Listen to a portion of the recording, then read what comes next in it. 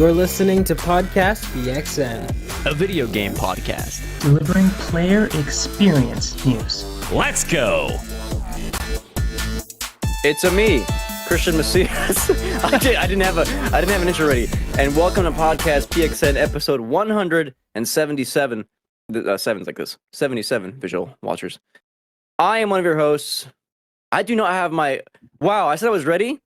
I am not ready. I don't have my own personal document up. It's okay. You're Christian. Yes. And I still can't pull this up. It's not coming up. Dan, you might have to edit this. Or we can keep it in. I mean, I could start over. I could start over at any time. No, here we go. Okay. And I am one of your hosts, the perennial dating app swiper from Portland, Oregon, Christian Macias. And I'm joined over Discord, as I am every week, by Kentucky's #1 Spartan and PXN founder, Daniel Prindle, a.k.a. Dan is DTM. That's me. Hello. It's a him. It's a him. That other voice, that sweet, sweet voice, the president of the Tifa Lockhart fan club. He is the Nintendo aficionado, especially today, and artist extraordinaire at Roro. I'm here, baby. Dang, you dang right. And as always, this is one of the 2 weeks that Gage is not here due to work rotation, but he will be back next week, presumably. At least we hope. Inshallah, Gage returns. Folks, He may have been killed by some geese we saw earlier today. Those guys are no joke, but he's tempting fate with those things.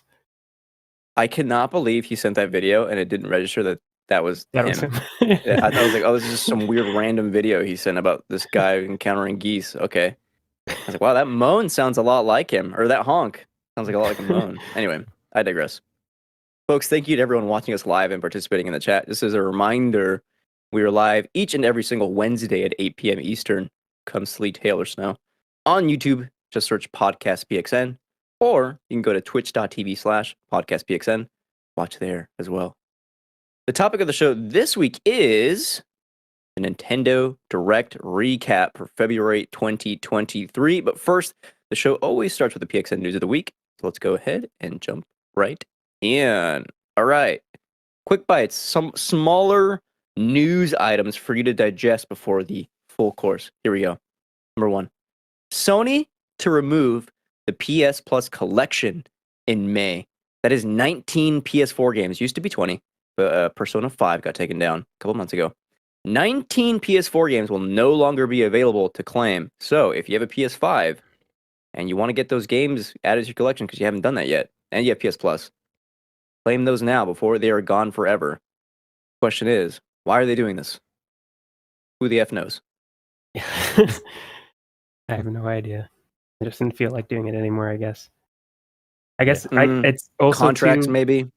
contracts. I know the PlayStation 5s are easier to get now, so maybe they don't want as many people Yeah.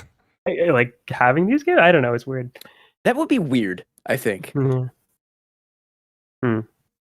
Less people should really play don't our know. games. Yeah. You know what I mean? Like, Yeah. and I feel like it's such a missed opportunity in terms of like marketing too, because like I feel like they could have used this collection for their first party stuff. Like, hey, 12 months after the game comes out, it's gonna be in the PlayStation Plus collection, because you're not gonna people aren't gonna say, oh, I'm gonna wait a year to buy this if they're really wanting to buy the game. You know, like, I don't know. I feel like that would be a decent middle ground than, launching day and date, which they've said that is not feasible for them.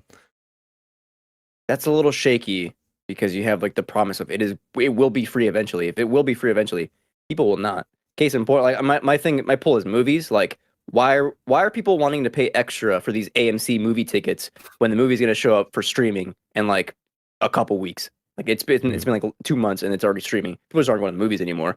I would gather. Sure, the timeline's a lot longer for games. It's weird. The analog isn't perfect, but I feel like might be a little bit similar to Game Pass. It's like, yeah, people are still buying the games, but if it will be on Game Pass, then they're more likely just they get it for free rather than pay the money for it.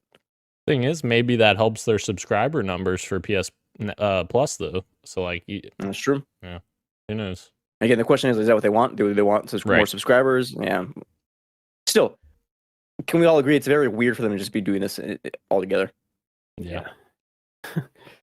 Agreed. Yeah, I agree. Gage is listening, by the way, in the chat. He says, I'm Ah. listening. Behave. Thank you. I will behave. Please also be safe at work, Mister. I like to bleed like bi-weekly, every fortnight. Last week, folks, we talked a lot about the, quote unquote, collapsing live service kind of subgenre of games. And one of those that we mentioned is our next quick bite. Velan Studios announces that Knockout City it will be closing down in June. Season 9 will be the final season, and Velan Studios will be shifting to new projects. So rip to a game that I thought was really fun, but again, we questioned the longevity of, are people actually playing Knockout City over the course of time, continuously coming in to actually play it? The answer, I guess, was maybe not so much. Yeah. Yeah, it sucks. I enjoyed Knockout City too. But like you're saying, who's really keeping up and who's playing this? I guess obviously not enough people. I didn't know there were 8 seasons, let alone 9 was on the horizon. But I say I think about that as I guess I'm not in the community, but I think about Fortnite. I think about Call of Duty. I know when a new thing's coming out. I know when Apex is getting a new season, even though I'm not keeping up. I'm not in those communities, so it's really hard to stay afloat when you're competing with such big competition. Yeah, and I think to Destiny as well, because Destiny is a big live service game, but it feels like the drip feed for a lot of these live service games are they'll do a big update, and then it's kind of very sparse stuff to keep you afloat between the major drops. Destiny is a big one where I feel like you do the things for a big, for 2 to 3 weeks, and then you're gone until the next thing in a couple months. Fortnite I think I'm a Fortnite squabbler now. I'm a Fortnite gamer. Because I've now finally understood that they have a season, and that season has chapters, and within those chapters, the game is changing every week with different stuff, and it's holy shit, this, it's cool. This thing feels fun every week. It's kind of cool. You know what else Fortnite? is cool? This. Oh, sorry, bro. No, I was just saying Fortnite's doing it good. Yeah. What were you gonna say? You know what else is cool? Not this next item. Crossfire X will also be closing down, so we have another live service game kicking the bucket. So. So long, soldiers. Goodbye. You will not be forgotten. Or maybe you will. well, maybe you will. Who knows? Next quick buy item, some Nintendo news. Nintendo is raising its employees' base salaries by 10% in Japan due to inflation.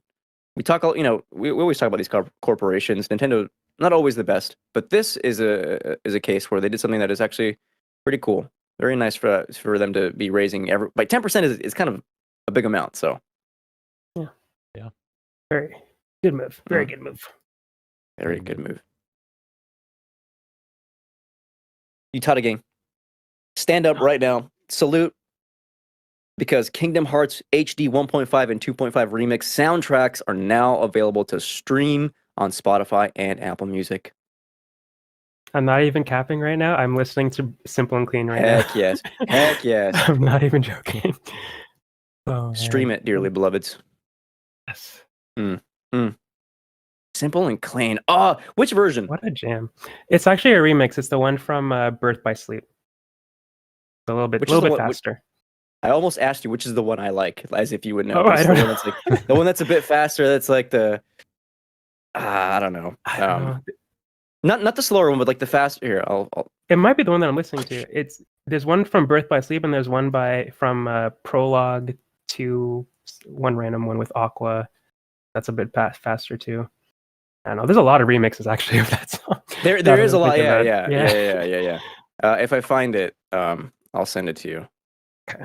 Anyway, or I could just send you the one that I'm listening to. Let's see if it is the same. Wow, this quick bite is not so quick, huh? I'm sorry. Thank you, my friend. Thank you.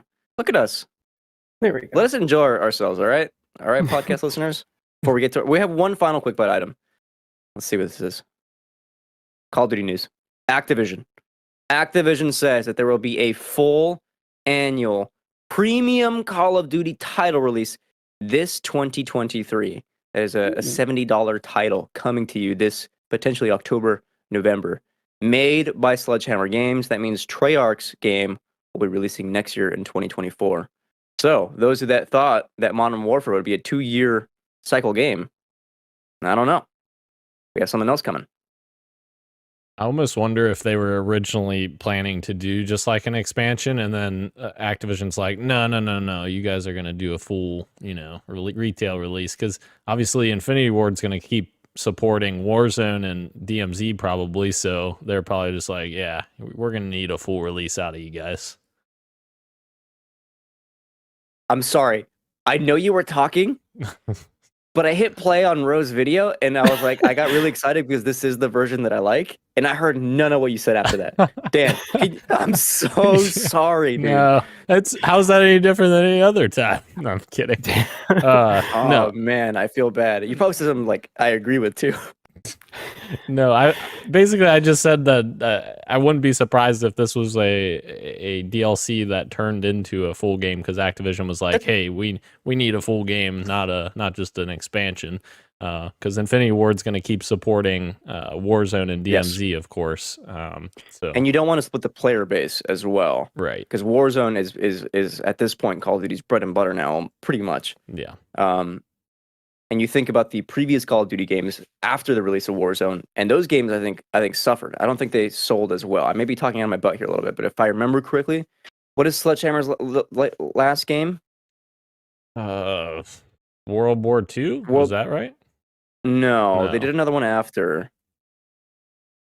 And I remember it not selling well, or not as well, but partially it was due to the fact that, well, one, they didn't, they didn't want to go back in Vanguard. They didn't want to go back in time to that setting, but they also, Activision was coming out with like all their allegations when it was first starting, so people weren't, clamoring to support them. So a lot of factors there, but yeah, we'll see how I feel like it's going to be an interesting November for Call of Duty if they do tie it into whatever, Warzone or how they. Yeah, it should be interesting. See how they do it. For sure. Street Meat. This comes from Jeff Grubb from Game Mess Mornings, which, by the way, Jeff, you should totally think about rephrasing the way you talk about mature games, in my opinion. Ro knows what I'm talking about. I'll mention as well. Insomniac's Wolverine is targeting an M rating. Now, the way Jeff describes this is that they're going hard R on this game. Jeff, that does not mean what you think it means. Oh my god. So close. I get what you're saying, but let's come on now. Some additional information about this supposed, Wolverine news is that it will be semi-open world, kind of to like how God of War 2018 and of course Vanguard, Ragnarok are. We have like these open world sections and then some more linear sections, and that they are targeting a 2024 release, although it could slip into 2025. I'm excited. Yeah, I feel like it being more linear. I mean, it says semi-open world, but when I always hear that, I always think Tomb Raider, and I love that kind of style. Sure. I feel like that really worked for that game, and I feel like that would work for a Wolverine game. Spider-Man being fully open world makes sense for that because you just get to swing everywhere. I feel like this could be really cool. I'm just surprised that we might get Spider-Man this year and Wolverine the year after. Like that's what's kind of blowing my mind right now. Insomniac is on like another level right now. Has Insomniac? Oh, sorry, Dan. No, you're good. You go ahead. Has Insomniac delayed a game since they've been like on this roll? I can't remember them delaying a game. Yeah. Yeah. Like once they have a date, they stick to it, or at least like they know when the game will be finished. Like I remember like Miles Morales was like holiday 2020, and then sure enough, holiday 2020 rolls around, they have the date for it, and they don't push that. Yeah, and every time they announce a date, at least it was the case with Miles Morales, and I think we felt similarly with Spider-Man. We're always like, "There's no way they're going to hit it," and they always hit it. So yeah. Something I didn't mention is that Jeff Grubb mentioned that if they can, they want to do early 2024, and that would be insane. I don't think that's going to happen, especially because you have Spider-Man with a possible late 2023 date. But could you imagine months apart? There's no way. I don't believe that. That is too insane. They did it with Ratchet and Clank and Miles Morales, but obviously They did. those two games I feel like are on a different scale than Spider-Man 2 and Wolverine for sure. I mean, who knows though? Because like most of the assets for Spider-Man, like it is a sequel game. True, that's true. Yeah, just building upon it. Just going back real quick to Wolverine, I think that them going like semi-open world makes a lot of sense. And like a lot of people really liked that X-Men Origins Wolverine game that came out a while ago. Like, and that was a lot similar of people. vein. Yeah, weren't there fans of that game? Pretty sure it's just Emmett Watkins Jr. who likes it, and nobody else. I thought that game actually got received pretty well, but that is a similar vein to that type of experience because that was like a semi-open area type of experience. I think it would lend itself very well to. Maybe I'm misremembering how good that game was. I thought that it was. Oh well, never mind. It has a 77% on Metacritic, so. Okay. That's pretty high. That's pretty good. Moving on. Wait, hold on. I had a pun. Insomniac. More like Insaniac. Anyway. Nice. One more piece of street meat to run over. Dragon Age Dreadwolf. We got some gameplay leaks. A Redditor posted this. It's since been removed. But, of course, the internet exists in perpetuity, so we have some details. Dragon Age Dreadwolf will have full real-time combat that plays like a hack and slash, and yet again, another influence inspired by God of War 2018. This game, also possible no direct party control, will be fully single-player, and then a 2023 release is not likely for it. So now that is two RPG games coming out. I'm thinking of Final Fantasy 16 and now Dragon Age Dreadwolf that have now shifted into the modern age where it's a full-time real-time combat game that is more hack and slash, that is less direct party controlled. Two of these now. I think this will be the first Dragon Age game I play. Yeah. Sorry, Dan, were you going to say? No, you go ahead.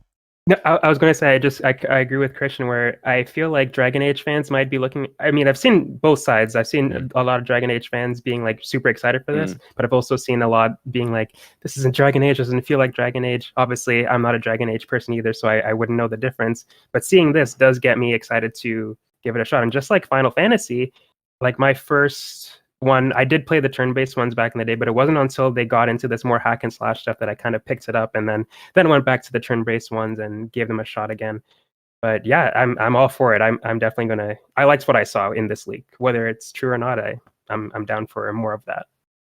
I see, and I think that like us three were like more excited about this, but like you were saying, Ro, I think you're spot on that there are Dragon Age fans that are like freaking out about this because they're like, this isn't even Dragon Age. Like they're literally changing completely what Dragon Age is, which personally, again, like I agree with both of you. I think this sounds really cool, and that was one of my major issues with Dragon Age 2 when I played that game. I really enjoyed the world and the story and the characters and stuff, but the combat, I don't like that turn-based style of combat. So I think, this could lend itself very nicely for us, I think. Maybe not Dragon Age. Yeah, that's what I was gonna say the same thing. It's like Final Fantasy is a different one because it's such a long running franchise that I feel like it's okay to maybe like try different things, see if it sticks, and if it sticks, continue with it. Dragon Age, I feel, is like it's not a new franchise, but it's a little bit, it's more fresh than Final Fantasy in comparison, where it doesn't have as many entries, where this might feel like, wow, why are you changing what is so core to Dragon Age without, I don't know. I can understand where the fans are coming from with being a little bit trepidatious about it. Yeah, I think for me, when it comes to turn-based combat, usually I trust JRPGs to kind of like those will usually hit for me when it's like more of these like fantasy settings. I don't know. I have a dumb take, but I can't help but compare it to The Witcher because like The Witcher was like not my very first, but like one of my biggest modern RPGs that I got really into. And I think Dragon Age is also like this fantasy setting, correct? Mm-hmm. Yeah. Yes. Yeah. So I know like Dragon Age gets a lot of praise for like how great its narrative is. And when I think about these like really great narrative RPGs, of course I'm going to compare Dragon Age and Witcher. And to me, like Witcher's more modern combat. It is a bit more hack and slashy. Well, I have to have some control with like what I'm doing, but it is like real time combat. That is going to be the pull for me to like really engage with that game on a gameplay level. And that translating to Dragon Age, I think will do the same thing for me. Where it's like, well, I've never played Dragon Age before, but I know how to play, hack and slash kind of games. More actiony kind of games, and I get a really great narrative. So, the barriers are coming down for me. I gather for a lot of people as well. Yeah, definitely. And this is Dragon Age is BioWare, right? Yeah. Mhm. I feel like they need to do something like this, especially after the history that or the track record that they've had in the most recent years, where just a lot of their big franchises aren't really hitting with their core audiences lately. So maybe bringing in a newer audience that might be able to attach themselves to the franchises that they have been putting out might be a good idea instead of just doing what they've been doing. So I mean, it might be a good move for BioWare to change it up a little bit too. Oh man, I forgot to include something, so I'll just say it now. There's a game I saw on. Okay, weirdly enough, I discover a lot of games either. It used to be Twitter because I would just get recommended a lot of like indie, like just indie developers sharing videos, and like that would populate my algorithm. Not so much anymore. Twitter's been Twitter. I don't know how to explain. But that's translated into TikTok for me every now and then. I'll get like a really cool independent game. This is how I found out about SC Rot. Boundary was a game that I got today, where it's an FPS but in space. And it looks like Infinite Warfare, and it looks like a lot like Call of Duty, but it's made by like independent devs. And the sound in that game was insane. Like it's in space, so it's no sound, but obviously you would feel vibrations. So the sound is the vibrations of like the guns you're using, and it looks really cool. And the movement of it, like, and even the graphics look fantastic. And that's coming out 2023. So if you're interested in a Call of Duty like game, PvP arena in space, Boundary, and the demo is available right now. A lot of cool demos coming out right now, by the way, on Steam. This looks really cool. Like just the map is what's turning me on to it. Like that's a really unique map. Like it's like in space and like you're on a shuttle. Yeah, that's cool. That's really cool. Yeah, full 360 looks like yeah, exactly. Very cool. All right. You guys ready for PXN News of the Week? Yes. Yeah. Is that Mario Kart? I thought that was kind of funny. Yeah. No, I was trying to do the Mario Kart like startup noise. Oh yes. Isn't it like? Oh yeah. Before the race starts? Yeah. Isn't like. I may have right. transitioned slowly into kind of funny by the end, so I apologize. I don't want to plagiarize, all right? Even though I guess the Mario Kart is plagiarizing. I digress. You know what, Greg? I'm in a mood today. Greg, sue Christian, not everyone else here. And now PXN. Nah, just me. That'd be okay. Whatever. 2 items. One of them I included because I don't know, for some reason I thought Gage would be here, so if we don't have much to say on this, I'm sorry. Redfall. You know it. You're worried if you're gonna love it or not. Let me tell you something. Redfall will require an online connection, even in single player. And yes, you will also need a Bethesda.net account to play the game. This is going to be a bummer for people who are not so high on DRM in their video games. And if your power goes out, you want to play some Redfall. You cannot do that. Dan, how do you feel about this? I'm kind of indifferent about it personally. I think the bigger issue is game preservation wise, because as we've seen, as we've seen so many times before, Destiny, that game when it came out is very different than what Destiny ended up becoming, today, for instance. Or there's so many other examples of games that change over time or just get taken offline. Like literally you don't have the ability to play it anymore. And sometimes that gets brought back from fans that, start up servers that, keep it alive and stuff like that. But it is a little bit disappointing from that aspect. In terms of playing the game, I don't think it's personally a big deal for me because, I mean, I always have an internet connection, so it's not a big doesn't affect me personally, but obviously I could see the frustration with people who maybe are in more rural areas that don't have access to higher speed internet or other issues that really like Arcane's games. So yeah, that does kind of suck for single player requiring that.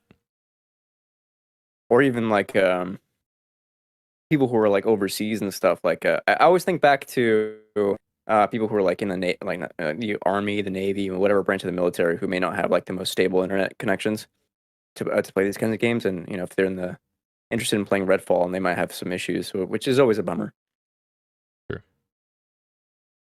And it's a super minor inconvenience. It's once you sign up, it's done. But I hate, like, nothing like takes the wind out of my sails when I'm hyped for a game. And then as soon as I click the start button, it's like, would you like to make an account? Please sign in. It's like, okay, I'll do that. And then I type it in. It's like, inevitably, I forgot my password. I got to go figure that out. It's like, always. Guess I'll make a new account or send the email. Oh my God, here we go.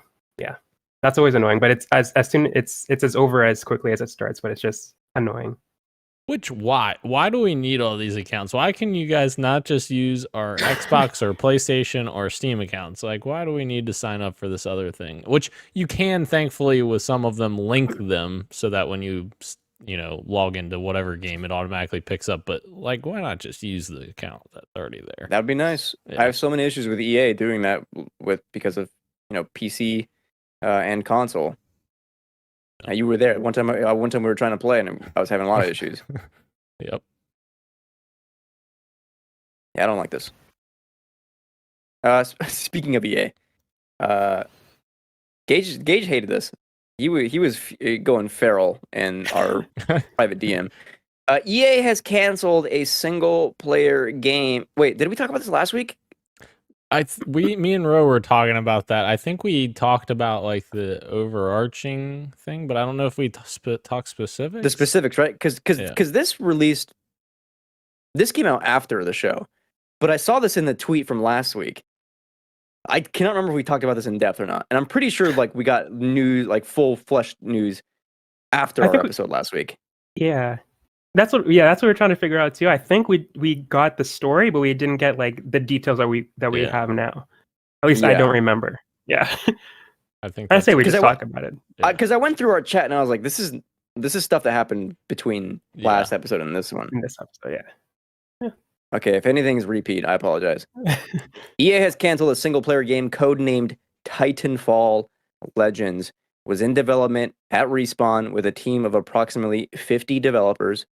Was being planned as a single-player experience for Apex Legends, and it featured, you know him, you love him, BT from Titanfall, and other Titanfall characters, and was inspired by Doom Eternal and Hades. This is from Jeff Grubb here. I want to read the Hades inspiration because it sounds incredible. The game was February 2nd. Yeah, Thursday. The game was also going to take inspiration from Hades, so you might start with a dash, but then you can unlock a dash that deflects enemy fire back at them. It was going to be so good. I can only imagine what other power-ups they were going to have, going to be including in this kind of game. Respawn makes great FPS games. Titanfall 2 is fantastic. Of course, I think about that one mission. We all know what we're talking about, what we're thinking about. And this sucks, man. I think it would have been really, really good. And it's a shame that Titanfall keeps getting the shaft year after year. Every time we hear a rumor about like a possible Titanfall return, it ends up being nothing, ends up being canceled. And yet again, Titanfall fans left hanging to dry. That sucks. Yeah. Like last week. Go ahead, Dan Sarah. Oh, I was just gonna say that Hades thing, like that even sounds like what Halo Infinite did with their campaign, because I know this always seems to come back to Halo with me, but the grapple shot, for instance, you start with a normal grapple shot, but then you upgrade it and you can shoot electricity through the grapple shot while you're like attaching to enemies. So like it changes things like mechanically while you're playing the game. So that does sound very cool that they were doing something similar to that in this game. Yeah. Oh. Listen to this. Jeff Grubb. Cool detail that Jeff left out. Titans in Titanfall Legends would be like classic cars. They are no longer in production. They're expensive to maintain, but they're super cool. Oh, man, like even just listen to this lore, dude. It just sounds dope. I remember when we got the story last week, and I don't think we had this information, but if we did, I just don't remember. And I said that, I mean, Apex Legends is like a hit. People love it. Titanfall, people love Titanfall. It didn't sell as well, but people love it. It's critically acclaimed. People love it. Put those two together, perfect. And now all these details are coming out, and it sounds like a fantastic game. And it makes even less sense that they would cancel it. Like, I'm not sure why EA decided to do this. It'll haunt me in my dreams. Well, It's a weird one. it's kind of like EA having a single player Star Wars game in development by Visceral Games, a fantastic developer, and then canceling the game, shutting down Visceral, and then now they're saying, "Oh, we're gonna do some Star Wars single player games." What? Why did you cancel this one and freaking let go of one of the best development studios? Ugh, I don't know. Was Visceral? Was that 1313? No, that something was Amy Hennig. Amy Hennig. Yeah. Yes. Yeah. I'm confused. I think the thing for me is, look, at this point, despite what they say, yes, we know Apex exists in the Titanfall universe, but at this point, they're gonna say the vice versa, the reciprocal of that, because Apex is just more popular at this point. Guarantee you release something like this, you would see many more players start flocking to Apex again. Yeah. Way more. Agreed. Yeah. So the question becomes why? I don't know, man. I don't know. Let's move on. We got a fantasy draft check-in. Did somebody why is this here? Did somebody Gage, I think, drafted this, eh? Gage did, yes, he did. Okay. The game he drafted is Hogwarts Legacy. Currently sitting OpenCritic rating of 86. That is 16 points for Gage. Normally I would say that is huge. Great points on the board for Gage. But again, remember, last week we mentioned he wasted all his money, so he can no longer draft the rest of the slots he needs to fill for the rest of the year. So no matter what points he's getting, it does not matter. He will probably stay in fourth. Damn. That sucks for Gage. I'm so sorry, Gage. But I think this is great for Avalanche as a studio because like people weren't sure what this game was going to turn into, and whether or not you want to support it is a whole other question as well. But like it's awesome to see that this development studio made a good game. So, What, you didn't like Mad Max? well, that was the other Avalanche. Not to be confused by Avalanche Studios, which is the Just Cause. Yeah. What is this? What is this Avalanche? This Avalanche made Software? this Avalanche made Disney Infinity and a bunch of licensed properties in the past. Got it. Yes. Got it. Yes. Wow. Very confusing. Two avalanches. We gotta do some of this. We gotta fix this. Yeah. One of them's got to go. Fight to the death. All right. Let's see what's up next for a lot of people. Oh, up next is me, Saliva Gang PDX, February 21st, Like a Dragon Ishin coming out. Stay tuned. Oh, also that week, Ro picking up Atomic Heart. Let's hope it's not an atomic fart. Yes. Atomic Heart. Don't go breaking my heart. Nice. Okay. A quick timeout for Tilu. Got some news before we discuss episode 4 here for you on The Last of Us HBO. Yo, everyone, listen to this.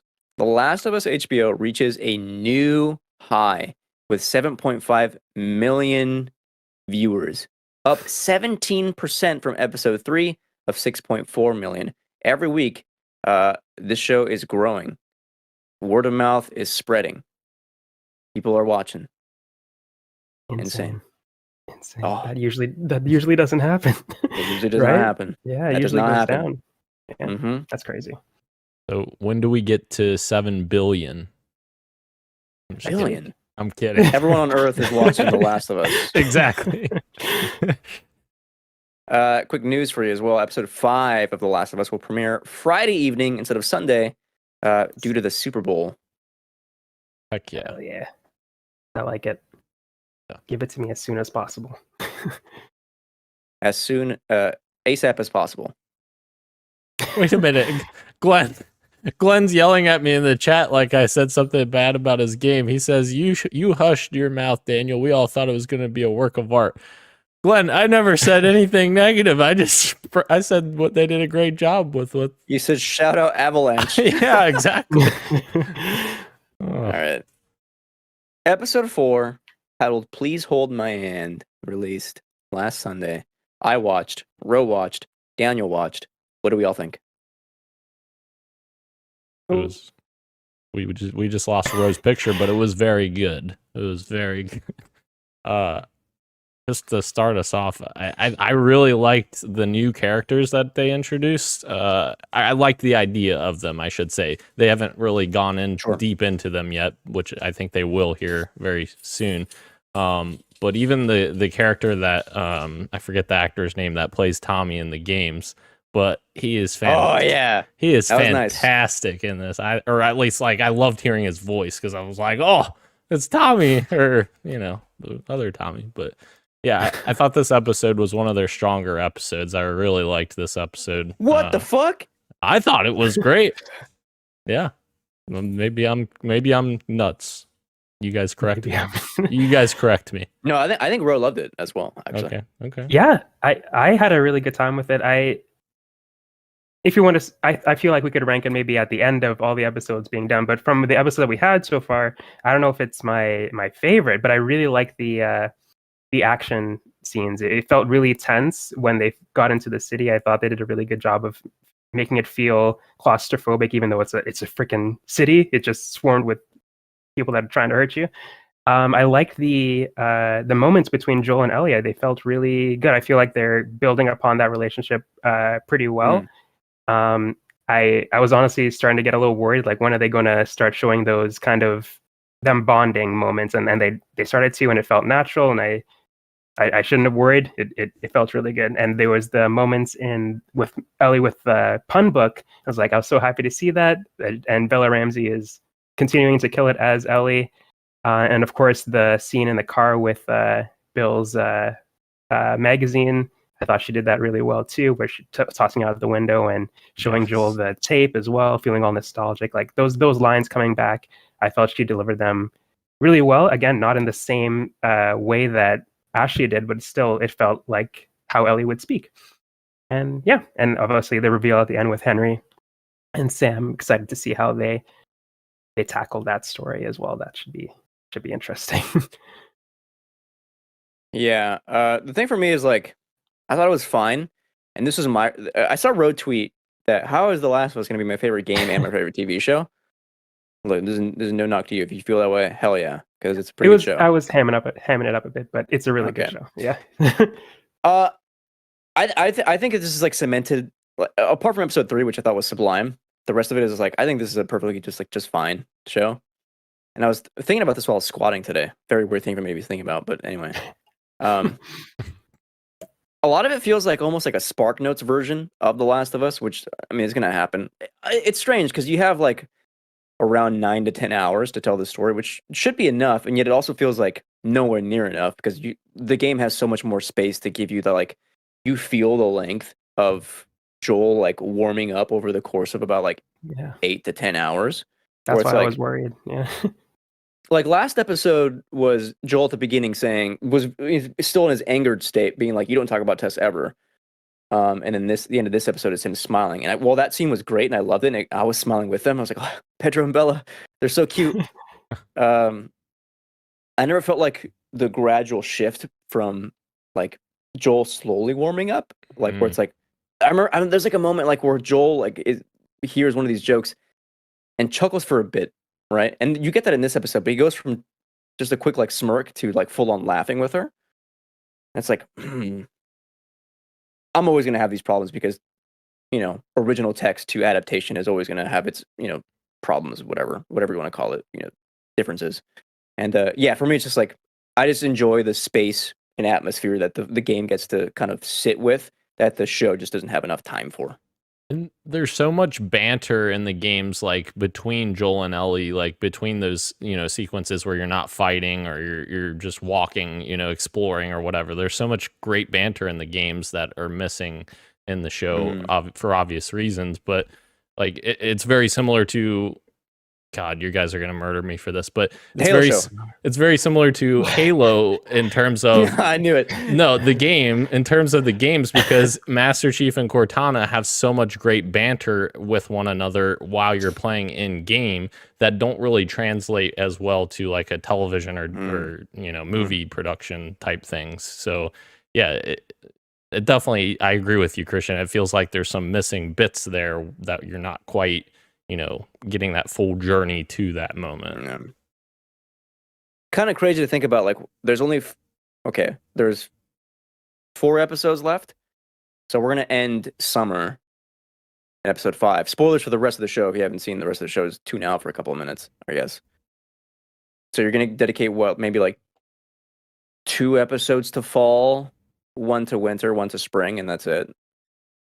I feel like maybe 1 more episode to kind of let like the latter part of the game kind of breathe a little bit would have done wonders. And usually HBO shows are 10 episodes, so I found episode 9 to be a little bit strange. Granted, I don't know what that looks like, so I could be totally wrong.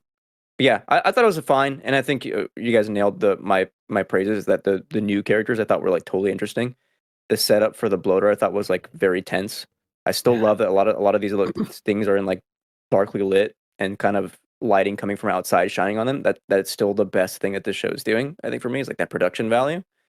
And also something that I really liked about this, and it reminded me of part 2. In part 2, the enemies have names. Every single one has a unique name, and they call each other. And there's that scene where it's them crashing into, I guess in the show. What do they crash into in the show? 'Cause it's not a It's like store. in the show or in the game? In the show. In the show? It What looked do they like a crash into store in to the me. show? Yeah, I thought it was a store. Was it a store? maybe. Okay. Yeah. In the game, there was When they like a crashed into the garage building. door, but in this, sure, Yeah. building's fine, yeah. When they crash into the building, all right, and the kid comes in, and he like says his name, and he's like basically begging for his life. I was like, yes, this is some of like the violence that like we haven't really, the human to human violence that we haven't seen yet. And I thought that was handled really well with Joel killing that dude, but we're seeing just Bella Ramsey, Ellie, on the other side of the room. We only hear it. I thought that was really good. That was handled. I thought that was really good too.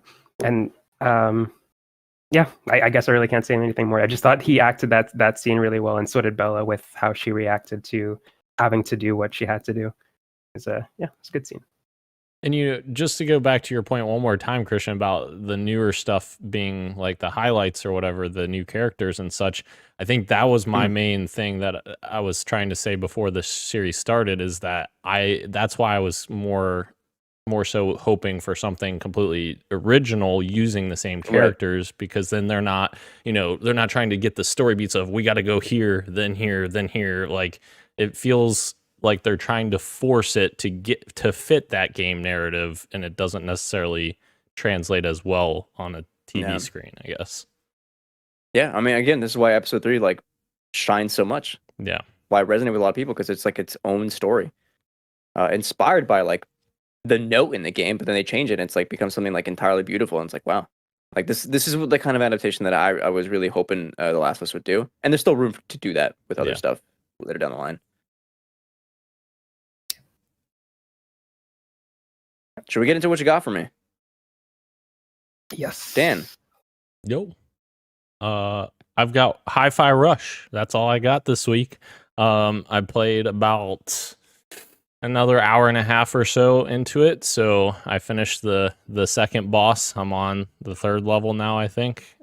Very much enjoyed both boss battles. I think both of those boss battles were really cool and original. Like, they felt very unique to each other, so I really like that theme is kind of continuing. And like every single, I've only played 2 levels and a little bit more, but every level I feel like I'm getting a lot more move sets and a lot more options to use like while I'm in different combat scenarios. So like it's really cool how it like slow ramps you up and you slowly learn more and more stuff as you go. It feels really natural to like get better at the game, I guess you'll say. But yeah, I very much am enjoying it, and Hopefully, we'll finish it soon, and that'll be the next one checked And- off. Again, very cool then to make this game where you're not punished by being offbeat, you're rewarded by being on beat and not the, you know what I mean? That's absolutely true. And like, there's so many times I'm terrible at the timing that it'll pop up and it'll be like, you got D timing. And I'm like, I don't care. I had a ton of fun I with still that beat- sequence. Yeah. Mm. Like, Oh, man. yeah. But like you were saying with the getting more stuff and being able to feel like you're getting better, you do get better like as you go on. Like there's an option where you can see the beat at the bottom, like you could turn it on and you could Yeah. and I use that at the beginning, but every time you beat a level and they start you a new one, that's gone. And there would be times where I Oh. forget that I didn't turn it back on. And it's like, hey, I'm doing pretty good. Oh shit, I didn't turn it back on. I'm getting better at this game. And it's really cool how it kind of rewards you for, I mean, doesn't like Christian was saying, I forgot about the word. Doesn't punish you? Doesn't Yeah. punish you for not being on the beat. But when you get it, like it feels really good when you do finally get it. And the later bosses, Dan, are awesome. It just keeps getting better. It's awesome. I'm so excited. That's, Yes. it's really good. And the fact that this game just shadow dropped and incredible. Incredible. Yeah. Would have been really cool though to pick it up on someone's Fantasy Critic Day because it's Yeah. reviewed very well. Yeah. Bro, you got something to share with us? With the class? Yes. I played some more Tales of Arise. Don't got anything really new to say about it besides it's continuing to be awesome.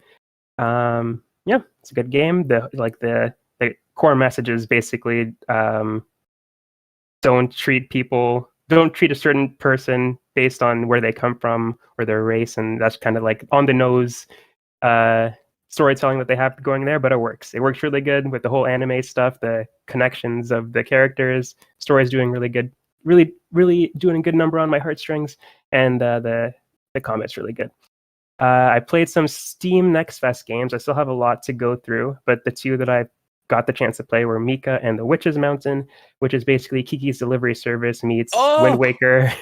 Oh. And you're like a cute. You might like it. It's very chill. It may be too chill, but yeah, it's kind of basic. But I enjoyed my time with it. It was very very relaxing to just deliver packages, learn about the island that you're on. There seems to be a little bit more depth as you continue. I didn't get to experience that depth because it was just a demo, but the trailer that they played after I beat the demo made me feel like there's more to it than I got to play.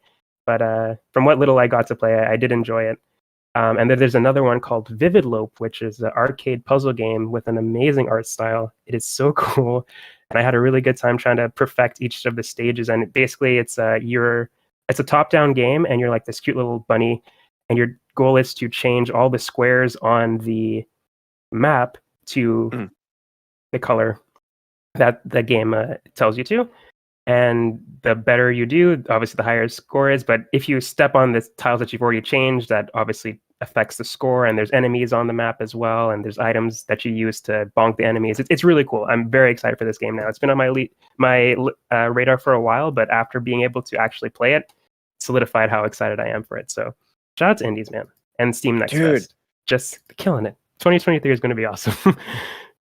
I want to not have any responsibilities and just play cool indie games for the rest of my life right now. Know what I mean? I know. Do you know what I mean? I do. Oh my god. There's still so many other games on here that I wanted to give a chance or try, but like you said, where's the time? Where's the time? Mm-hmm. I want someone out there to take a chance on love with me. Oh. Yes. One of these days. I did upload a new Tinder picture last night. Just saying. So I've been playing Tinder. I've also been playing more. I've been squabbling up on Fortnite with the grad school buds and still getting those crowns. I don't know. I guess I'm a Fortnite gamer, man. It feels weird to say it, but it's something about it. And then weirdly, I've also been partaking in the Devil's Lettuce and playing Overcooked with some buddies as well. Oh. Overcooked, all you can eat, just straight vibing, and that's been fun as well. Nothing but vibes in early 2023. Probably get more serious about like playing actual games, like from start to finish. Once I'm back from vacation, I gather. Forgot we played mini golf. Oh, we did. We played the the Atlantis map of mini golf, right? Yeah, very cool. Really is We- all about the vibes. Yeah, and that was great. However, that was the day after I got my COVID booster, and both me and mutual friend of ours like were not feeling well. We both got nauseous playing VR like during that game. I had to leave. I said, "Sorry, Dan, I gotta go," and immediately took my headset off. It's fair. Fair. We still have some more courses to play at some point. No, yeah. See if we can squeeze those in this weekend. Let's look at the Nintendo Direct that happened today. In topic of the show, for format, we're gonna follow digital trends. Actually, it works out pretty nice. We're gonna hit a lot of the highlights here that happened during the Direct, and we can talk about these. And then at the end, we'll go over what they call everything else. And if there's anything that you want to stop and talk about, we can do so. If not, we'll just mention it for the sake of news. Because there's one thing I want to stop at, but for the sake of time. The show opened with Pikmin 4, and it lets you ride a tiny space dog. And I believe this is coming, yes, July 21st, 2023. Pikmin fans, get excited. I don't think I'm one of them, but I mean, as always, this game looks cute. Yeah,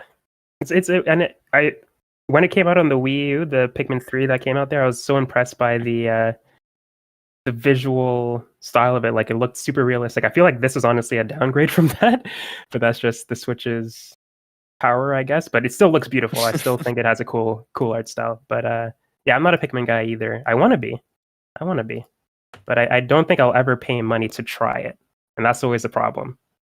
Oh, what happened? Christian, are you okay? What? What? Christian's freaking out. I'm getting an ad somewhere, but I don't know where. I don't know which one. It's no, That's Christian. so scary. It's our new ads that we read on the podcast now. Thank you for. I don't know. No, it was the Digital Trends website. Oh. That was super loud, and it didn't show me where this video was playing. That's evil. What the heck? I hate when that happens. Wow. Okay, I'm back. That's what you Sorry. get for choosing digital trends, you know? Right, Ro? Exactly. 2 to Sonic Frontiers? What the heck? Yeah. Is that real? It is. I'm going to see if I could find it again and put it in the 2 out of chat. 10. That's crazy. That's crazy. It's just that bad. But yeah, I want to be a Pikmin person, but like I said, there's no free way for me to try it, and I don't feel like dropping money on Pikmin to find out if I am going to be a Pikmin person. Mhm. So I forever probably will never be a Pikmin person unless somebody buys it for me. Yeah. Splatoon fans, get excited. Splatoon's 3 expansion pass brings us back to Inkopolis. I think this is coming out this spring. And we also got a tease at an upcoming one that we'll be releasing in the future called Side Order. And I straight up thought it was like Nier Automata for a second. Something Nier inspired. And I was like, no, that's an Inkling. Nier Automata Inkling. But yeah, Side Order. Yeah, I like Splatoon fine, but this didn't really hype me up that much. I know the Splatoon fans are losing it, though. I know they love their Splatoon lore and updates and all that stuff. So I think this is a good update for those people for sure. So can't be mad at that. And the Squid Sisters from the original Splatoon coming back is cool. Definitely cool. Is Inkopolis, is that a special That is the place? No. Yeah, that's the original Okay. plaza, I guess, from the first game coming back. It's like Destiny, you know how like they have the tower, Yep. and now they have the new tower. It's like if they brought back the old tower from Destiny. Yeah. Yeah. Which people are freaking People out do about want. that. Yeah. Dude. Sonic Frontiers review. Sonic's latest adventure is one of his worst. That's crazy. And I'm sorry, it was 1 out of 5. 1 out of 2 5. Out of 10. I mean, if you translate that, I guess. I guess so. You know, times it by 2. It's Wow. harsh. Wow. Fair. Sorry, though. Ro. Totally fair. It's okay. Next highlight: Advance Wars 1+2. Finally, it's back after its 2-year-long silence hiatus. 1+2 Reboot Camp is finally coming out in April. A lot of Advance Wars fans really clamoring for this one, so they'll finally get to play it this spring. Yes. I'm super hyped for this. I played the Game Boy game, Didn't finish it or anything, but I enjoyed it when I was little wee Roshan. I'm hyped for a reboot. Definitely would pick it up again and give it another shot. Nice. Dan has been pretty quiet. No thoughts on any of these. I know. That's my nature because it's Nintendo. I don't know. Let me tell you something, and I'm putting the cart before the horse here a little bit. I was mostly a little bit disappointed with the direct, if I'm being honest. For a 40-minute long direct for their big February one, I was a little bit let down. But luckily some of these kind of big announcements brought me back. Like Nintendo Switch Online is getting the Game Boy. Is getting Game Boy and Game Boy Advanced games, which I thought was huge. I thought if it was just Game Boy, I was like, sure, that's fine. But then seeing Game Boy Advance, I was like, oh, dude, that could be anything. We can get anything now. Are you kidding me? The ability, Sonic Advance. the ability to switch between color and like all the different versions of Game Boy, that's really cool. I think that's a cool feature. Mm-hmm. I obviously wasn't paying attention completely. I saw that Minish Cap was coming back. And I'm so happy that they're adding these games like today. Like it's not drip feed, at least the ones that they showed off. And what I'm about to say is the other part. There's games that are coming in the future that I totally miss. They're adding Kirby and the Amazing Mirror? Yes. What? Yes. Dude, I'm so happy right now. Today, Mario and Luigi Superstar Saga. Are you fucking kidding me? That game is so good. The Mario RPGs are slept on, dude. I say that, but like critically, they're really well received. Yeah. Paper Mario, great. Superstar Saga, fantastic. But like, come on, there's a whole audience of people who have never played these before. You can now. Golden Sun, I completely forgot about too, is also coming, which is an RPG that people again love that game. I haven't gotten the chance to play it, and now I can. I've been wanting to try Golden Sun for forever. Yeah, this is awesome. As always, there's a little bit left to be desired with NSO like games that they add. Like I wish they would do a bit more, but like I guess beggars can't be choosers. I'm just happy they're doing it at all. To be honest, when is GameCube next? Oh my god, dude! If they do GameCube and they add Kirby Air Ride, it's done. I'm no longer doing anything. They added Kirby and the Amazing Mirror, so they might do. There's a chance they might do Air Ride. Yeah. I love Amazing Mirror, dude. Oh my god, I'm so happy right now. I did not see that. What if they do like DS games and they have like Kirby and the Canvas Curse, whatever, you know? Yeah, Squeak Squad. There's always a chance, man. They could do it. Oh yeah. Please, Nintendo. And don't take too long with Kirby, please. Bring it. It's for real. Personally, this is my favorite announcement of the day. Metroid Prime Remastered is out, and it's out right now, and I'm going to be downloading it. We'll have stuff to do after this episode, but I will find a way to download it at some point tonight, because, oh my god, Metroid Prime is like one of the coolest sci-fi games ever made. Like, that is, for what that game is doing in the GameCube era, GTFO. It's so freaking good. And yes, like we discussed, it's true. They are not doing it as a trilogy. They're going to be drip feeding the Metroid Prime series. Dan over here texting me, oh, the trilogy's coming out. No, son. I didn't finish. Yeah. Just the first. Which, does this mean like Metroid Prime 4 still a long ways away? Like if they're going to drip feed, or do you think they're going to release 4? Probably. Oh, wow. We haven't even seen another trailer for it, dude. I know, but freak, it's been in development for, I mean, Retro's had it for what, 5 years themselves, right? Yeah. Yeah, something like that. That's crazy. I mean, there's always a chance that at some point by the end of the year, they'll drop 2 and 3 together in some kind of pack, maybe, or like they'll just, again, on the store, 2 and 3 remastered available right now, and then have like some kind of tease, like an actual gameplay trailer for 4, and have it with a date of like, I don't know, some point 2024. I can see that. Do you know what I mean? Is this a full? Awesome. God, is this a full price game? I think it was. I haven't checked yet. 40. I think. I don't think it is. Yeah, I don't think. I have to double check. Great price, dude. Yeah. Let me double check. I might be speaking on my butt here, but I heard that it wasn't full price. If it's and they all. If it's 40, I may dive into this because I've never played the Prime games. And they went in and they redid the control scheme to play like a modern FPS if you so wish. Yeah. Oh my god, I didn't think they would do that, but I'm so happy they did. Sure. One of my favorite things this game does is when like you get hit or like, it's like a bright flashing light. Yeah, You'll see Samus's Sorry. like eyes and like it behind the visor. It's like it's the small touches of this game that make it like legit like an S tier video game. Can't wait to replay it.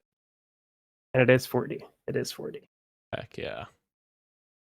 There's also a physical version coming out next week, 22nd. Sorry, 2 weeks, 22nd. Biggest news probably of them all.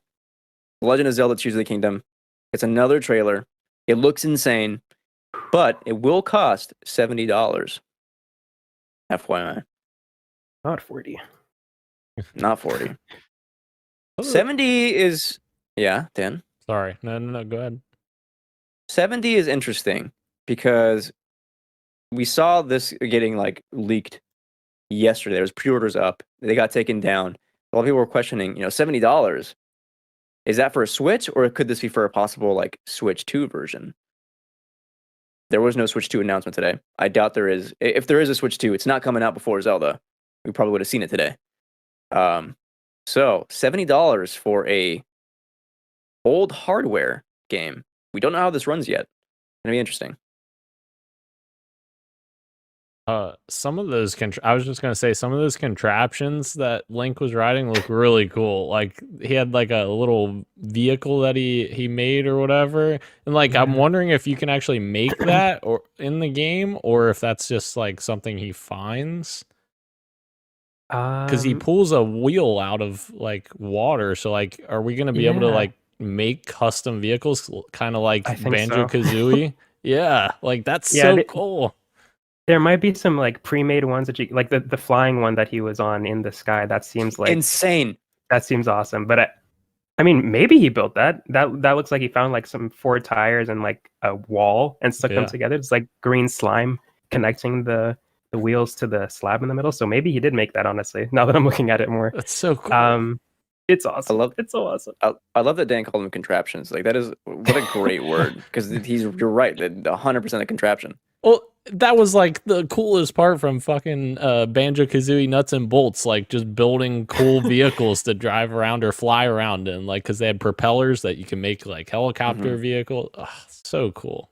Love that. I saw that comparison actually on Twitter. Somebody's showing like the Banjo Kazooie screenshot in that one. So yeah, that's a good call.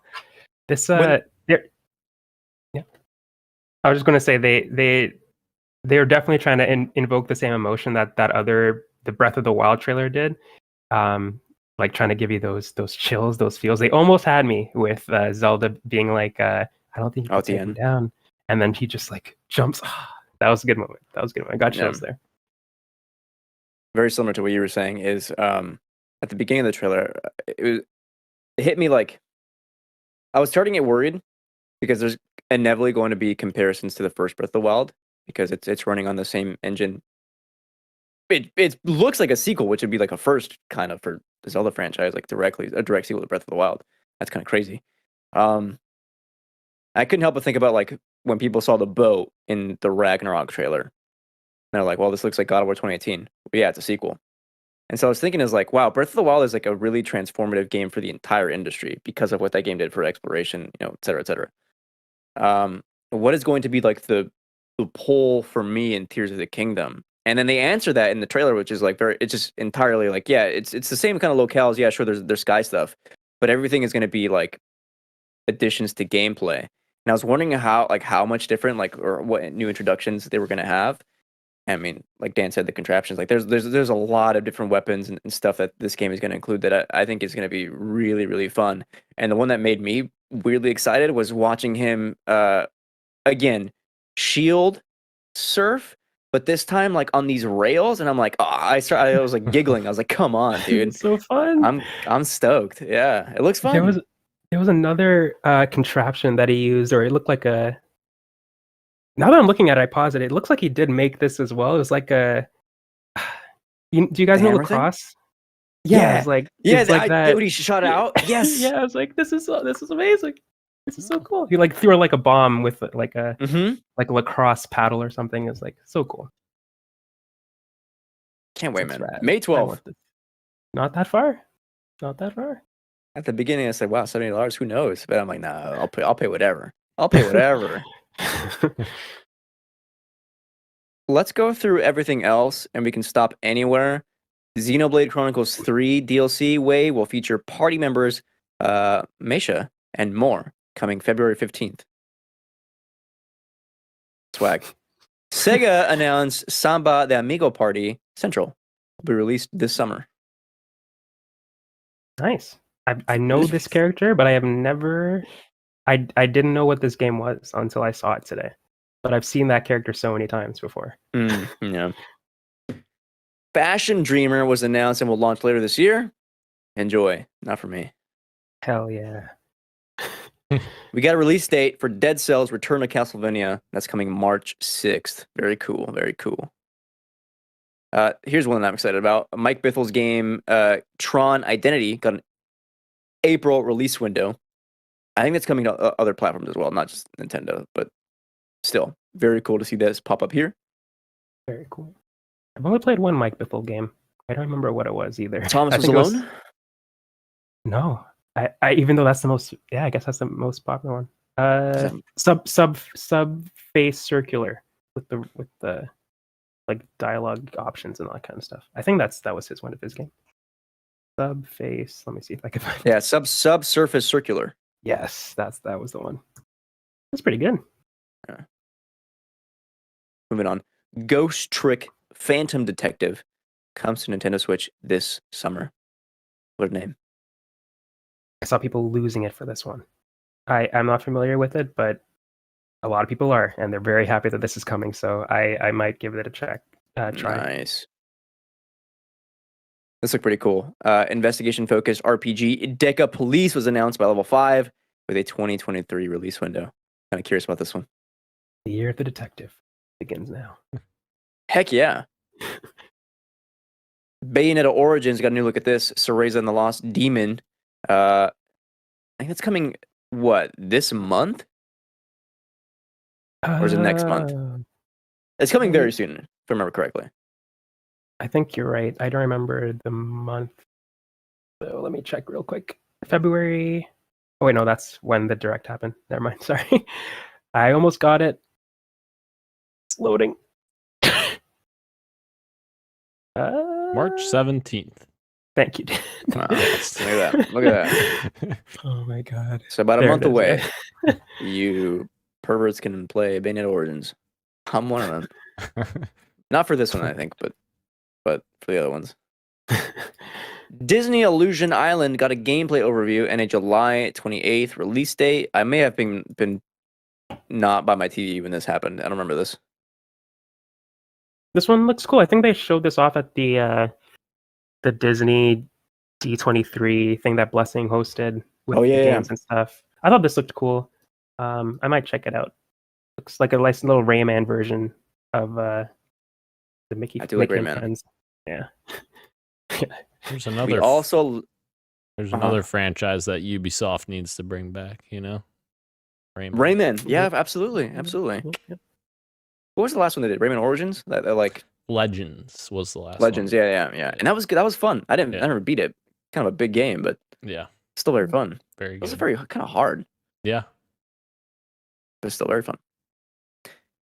We also learned that Fire Emblem Engage expansion passes DLC Wave 2, mouthful, will feature classic characters Hector, Soren, and Camilla. Wave 3 will include Crom and Robin and Veronica. Wave 4 will introduce new story content titled Fell Xenologue. Hector. Okay. Heck yeah. Oh, Not for me. Xenoblade fans probably popping off. Here's one I popped off for. Don't Nod. Harmony, The Fall of Reverie was announced with a June release window. Narrative game? Are you kidding me? This looked yes. very, very cool in that art style. Come on. Come on. If Twitter was Yeah. up for this, I would have been tweeting about it. Oh yeah. I'm also looking forward to this one. Don't Nod narrative game with a cool art style. Sign me up. Absolutely.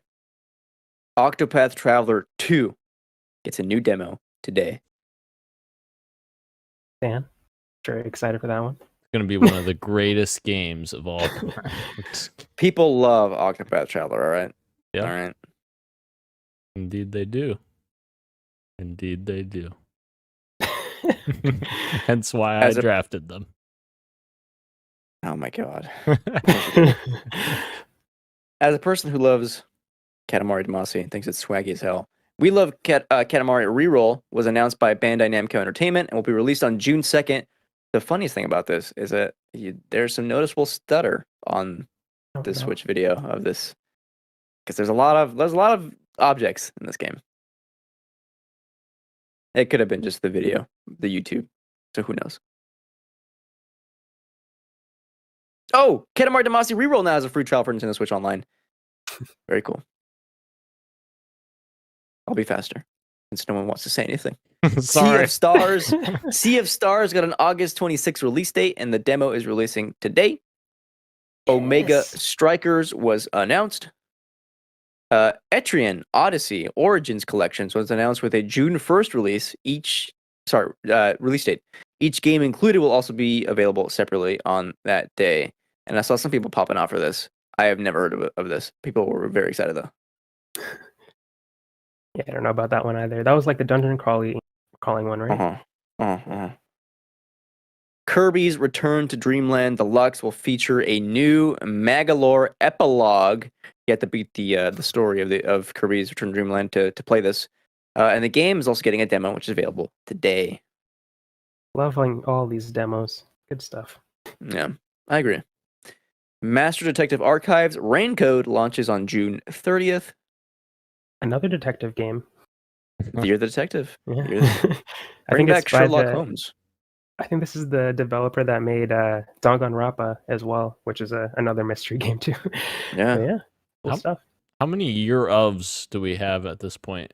We're only in So you're fun.